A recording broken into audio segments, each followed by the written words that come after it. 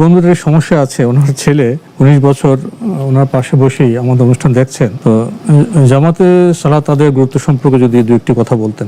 জামাতে সালাত আদায় করা মানে পুরুষদের জন্য জামাতে অংশগ্রহণ করা, সালাত আদায় করা, উলামা কেরাম এটাকে ওয়াজিব এবং একেবারেই অব্লিগেটরি বিষয় হিসেবে উল্লেখ করেছেন, বাধ্যতামূলক বিষয় হিসেবে উল্লেখ করেছেন। ফলে এই গুরুত্ব আলোচনা করলে অনেক লম্বা একটা আলোচ্য বিষয়। শুধু একটি হাদিস সহিহ মুসলিম থেকে আমি বলবো, সেটা হচ্ছে আল্লাহ রাসূল সাল্লাল্লাহু আলাইহি ওয়াসাল্লামের কাছে এক অন্ধ সাহাবী আসলেন। কেউ কেউ বর্ণনা করেন তিনি ছিলেন আব্দুল্লাহ ইবনে উম্মে মাকতুম রাদিয়াল্লাহু তাআলা আনহু, কিন্তু কেউ কেউ বলেছেন না, আব্দুল্লাহ ইবনে মাকতুম নয়, অন্য কোনো সাহাবী।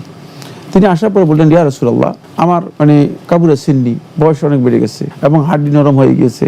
এরপরে আমাকে যে মসজিদে নিয়ে আসে, সে আমাকে এখন আর সহযোগিতা করতে চায় না, তার সুযোগ নেই, মসজিদে আসার জন্য আমাকে সুযোগ নেই। ফাহাল তাজিদু লি রুখসা, তাহলে মসজিদ থেকে না এসে আমি বাসায় সালাত আদায় করার জন্য কি আপনি আমাকে অনুমোদন দেবেন কিনা, আমার জন্য এদের অনুমোদন আপনি সুযোগ আছে কিনা। আল্লাহ রাসূল সাল্লাল্লাহু আলাইহি ওয়াসাল্লাম তাকে কিছু বললেন না। রাসূলুল্লাহ সাল্লাল্লাহু আলাইহি ওয়াসাল্লাম শুনলেন, তিনি চুপ করে থাকলেন।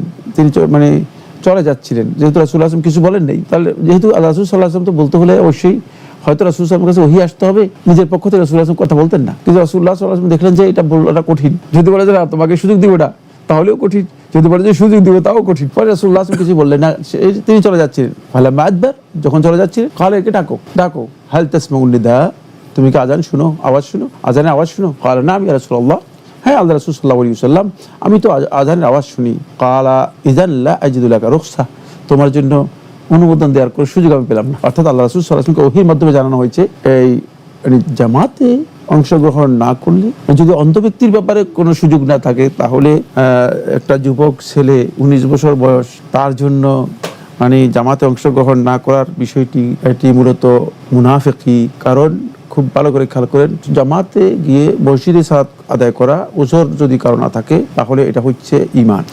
আর ওজর যদি কারো না থাকে, জামাতে সালাত আদায় না করে জামাত থেকে তাখাল্লুফ, জামাত থেকে পিছনে থেকে যাওয়া, জামাতে অনুপস্থিত থাকা, এটি হচ্ছে নিফাক, মুনাফিক। শেষ। আশা করি আমাদের তরুণ বিষয়টি উপলব্ধি করবে। তরুণরা তো খুবই যৌবনদীপ্ত, সামর্থ্য আছে, মসজিদে গিয়ে সালাত আদায় করতে কুণ্ঠা কেন? আমরা দোয়া করি, আশা করি আমাদের এই তরুণ সফল হবে জামাতে সালাত আদায়ে।